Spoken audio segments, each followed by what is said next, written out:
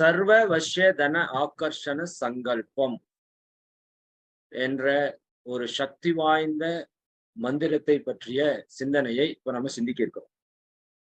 சர்வம்னா எல்லாவற்றையும்,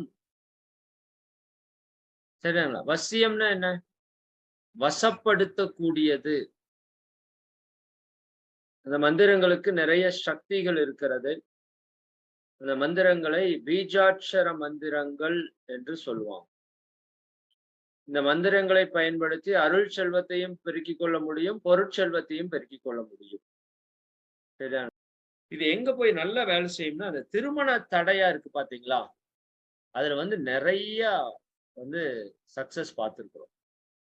இந்த மந்திரத்தை நம்ம சரியாக சொல்லிட்டே வர்றப்ப, நம்ம வாழ்க்கைக்கு தேவையான எல்லா விஷயத்தையும் நம்மால பூர்த்தி செய்து கொள்ள முடியும் அப்படிங்கிறது தான் இதுல முக்கியம்.